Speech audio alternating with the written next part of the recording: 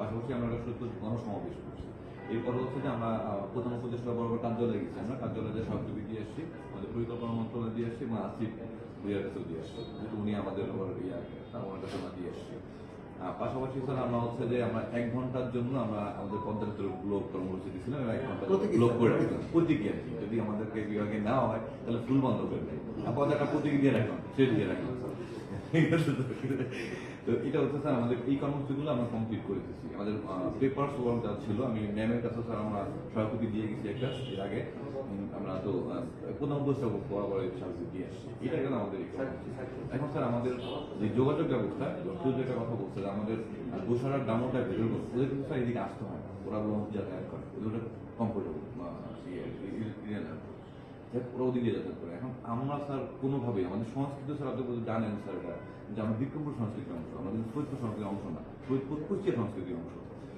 আমরা যেটা জানি যে সংস্কৃতিটা পৃথিবীতে অনেক বিভাজন হয়ে গেছে, অনেক যুদ্ধ, বড় বড় মহাযুদ্ধ হয়ে গেছে।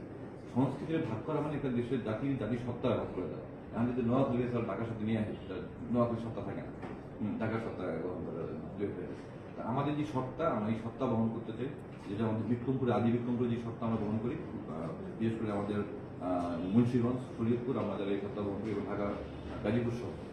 তো এই সত্তার মধ্যে আমরা থাকতে চাই। এটা হচ্ছে আমাদের দাবি যে আপনার যতখানি ক্ষমতা আছে এই ক্ষমতার মধ্যে চেষ্টা করবেন যাতে এটা না হয়। এটা স্যার একটা বিষয় আমাদের। দ্বিতীয় বিষয়টা হচ্ছে আমাদের একটা রেল লাইন দরকার, একদম গোসাইরহাটের হাটুরিয়া পর্যন্ত একটা রেল লাইন দরকার। আমরা সব পদ্মা সেতু পাইছি, আমাদের শত শত বাড়িঘর স্যার এখান থেকে উৎখাত করা হয়েছে, যদিও নাম মূল্যে তাদেরকে একটা জরিমানা দেওয়া হয়েছে, যাই হোক।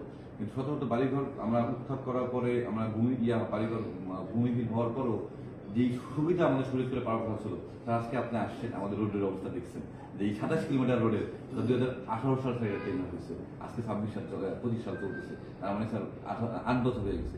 27 কিলোমিটার রোড করতেছে 8 বছর সময় লাগে, পৃথিবীর কোনো ইতিহাসে নাই, এটা বিরল ইতিহাস, একটা বিরল ইতিহাস। ফরিদপুরে মানুষ দেখতেছে যে একটা বিরল কাজ হতেছে যে 8 বছর 27 কিলোমিটার রাস্তা হয়নি।